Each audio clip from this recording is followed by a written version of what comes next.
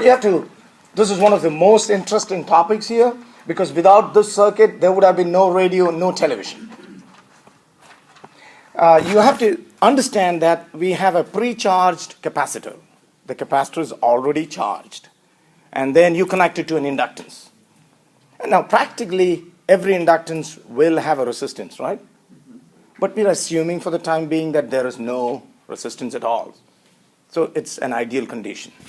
What's going to happen is exactly what happens when you pull a pendulum to one side. Remember the pendulum? And you're going to make the connection. On one side, when you pull it up, it only has potential energy. As you let it go, the potential energy changes into kinetic energy, but it doesn't stop there. It's called mechanical inertia. It continues its motion, and then the kinetic energy changes into potential energy on the other side, and then back and forth, and we call this a mechanical oscillation, don't we? Now this circuit is going to give us an electrical oscillation. In fact, an LC circuit is an electrical oscillator. And here, again, the conversion of energy is going to be from the energy of the inductor to the energy of the capacitor. Okay, tell me this. Initially, which one has energy? Capacitor. Inductance has no energy at all. So when you connect them, what's going to happen? It's going to transfer to the inductor. At one stage, just like all of the potential energy of the oscillator became kinetic, at one stage, you know what I'm trying to say, all of the energy becomes the energy of the inductor. Is it going to stop there? No, it's going to recharge the capacitor in the opposite direction. So if you started out with the top plate being positive and the bottom plate being negative, now what's going to happen is, see, do you see the similarity between these two oscillations? But we need a mathematical backing for this. I'm going to prove that this is an oscillator. So watch and listen carefully. I told you the practical thing first. Don't you know that the voltage across a capacitor is given by Q by C?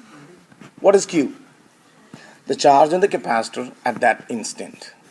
Wait, is Q a constant or a variable? I need your support. Is Q a constant or is it a variable? Q? Why? Q changes. And the voltage changes. Q and the voltage both changes. C is the constant. Keep that in mind. When you connect them together, remember Kirchhoff's second law? The total potential must be equal to 0. Okay, that's what I'm doing. We know that the potential across an inductance is L di by dt, negative L di by dt, right? Isn't that the EMF across an inductor? Negative L di by dt. Come on. So when you add that with Q by C, you must get a 0. Kirchhoff's second law. But we have two variables there. We have both I and Q. I don't like that. Can we substitute for one of them in terms of the other? Yes. I is dq by dt, isn't it? I is dq by dt. Current is the rate of flow of charge. Therefore, that's going to make it d squared q by dt squared. Come on. I is dq by dt. Isn't I dq by dt? So what is di by dt? D squared q by dt squared. Should I write it? Sure. Okay. So now, d squared q by dt squared plus q by L. See, you can see I divided by it. Is equal to 0.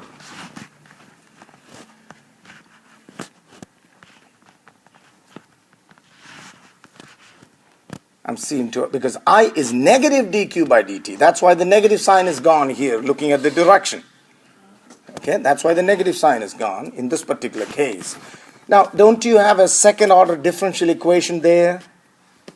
Haven't you studied about second order differential equations? For sure. What is the general equation of a second order differential equation? It's either, yeah, go ahead. Did we just divide out a negative L? Yeah, because I is negative dq by dt. Yeah. But then where'd the L go on the first term? It's divided by L on both terms. Okay, divided by L on both terms. Okay. What was I saying? So What's the general equation of the second order differential equation? General equation. It's either in terms of cos or in terms of sine. Math is very important, and you have used all this. So I'm going to say Q is the variable. I'm going to say Q is Q naught cos omega t. Plus, I don't know, there might be a phase difference, so I'm going to say Q is Q naught cos omega t plus phi. Let me help you out on this. Q is the variable. What's Q naught? It's the maximum. We don't know how much it is. Omega is frequency, so we are already expecting some kind of oscillation, because otherwise how could this come in? Because this is an angular frequency. And we know it depends on time, plus this might be an extra constant. It might be 0. Now, if you differentiate that, what will you get? Differentiate that twice, please. I'm not writing all that, so I have to tell you what's dq by dt here. What is dq by dt? What's the differential of cos? The differential of cos is negative sine. Now, to get the second order differential, don't I have to differentiate that again? Then I will have negative cos. But I would have omega taken out twice, which would give me omega squared. All right.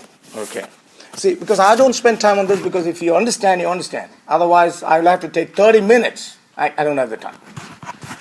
So, d squared q by dt squared is exactly this. I have differentiated this twice. I mean, this twice to get this first term.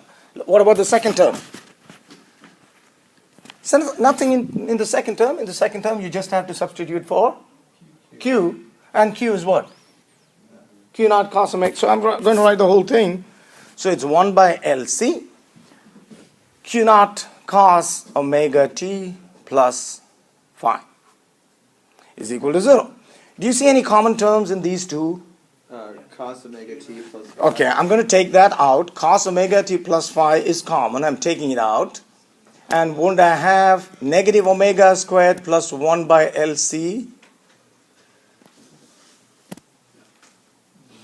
Okay, set that equal to 0.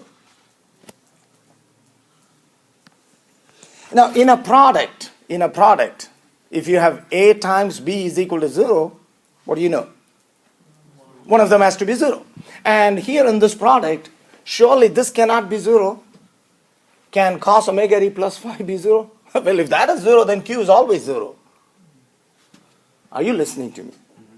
So then that doesn't serve our purpose. So we know this cannot, cos omega t plus phi cannot be 0. So the only other option is this term is equal to 0. Okay. So set that equal to 0.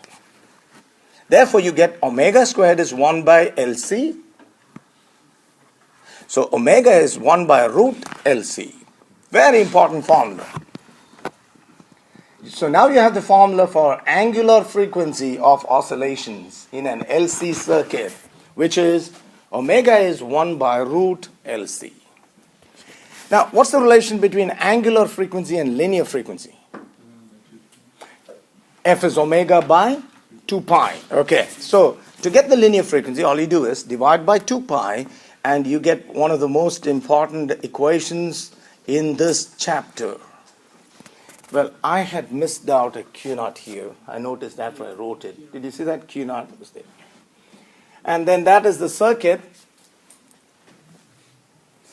we've been talking about, one second, resistance, inductance, and capacitance in a practical circuit. But I was telling you that we are considering an ideal circuit where we consider that the resistance is 0.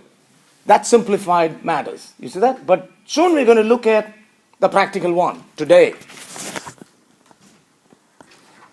Continuing with the same idea, but now we are including the resistance. And I will just go through this as quick as possible. You understand? It's an LC circuit with resistance. So what's going to be the extra term coming in? Remember, it's going to be I times R.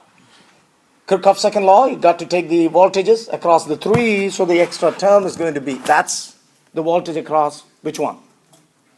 Inductance. The second one is the voltage across the resistance. And the third one is the voltage across the capacitance. They must all add up to 0. Okay, 2 negatives, 1 positive. Why? Because it's the capacitor that was pre-charged. Do you remember that? That is the source. While the other 2 are getting the energy from the capacitor. Anybody listening? That's why these 2 are negative, the other is positive. Now you see that's going to turn out to be another second order differential equation, but I will quickly run through it. Same thing. LD squared Q by dt squared minus, or I'm changing the sign now, plus R dQ by dt plus Q by C is equal to 0. To make it easier, isn't this of this form, md square x by dt squared plus b dx by dt plus kx is equal to 0? Isn't that the same format? Now why did I bring that in? Because when we started this semester, we talked about waves. And we did talk about the same equation about an oscillator. And we saw that when we brought in damping. Keep listening. Remember damping? Damping is the resistive force. Didn't we talk about 3 types of damping?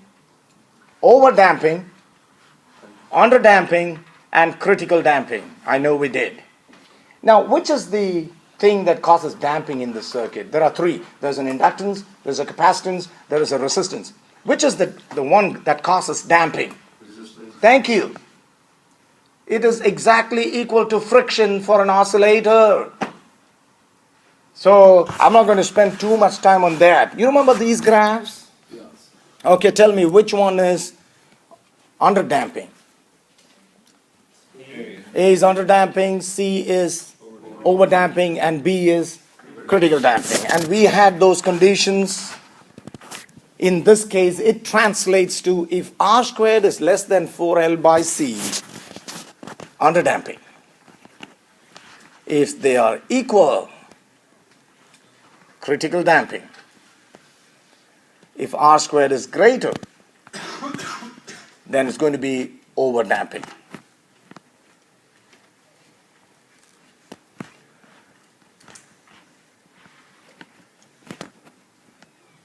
And it sure makes sense because damping is about resistance, isn't it? When you say that's greater, it's over damping. And in this case, the frequency of oscillations will be given by that formula. Done. Okay, look at this formula and tell me what happens to this formula if the resistance is 0. That means this entire term will vanish, and wouldn't we go back to the original one? Yes. So I did not go into the detailed math on this one because we have already done it when we did waves. Go back, check that, you will understand this. Let's apply an AC to a resistance.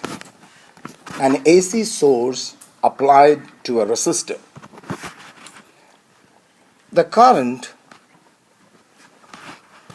is given by I is equal to I naught cos omega t because it's an alternating current, isn't it?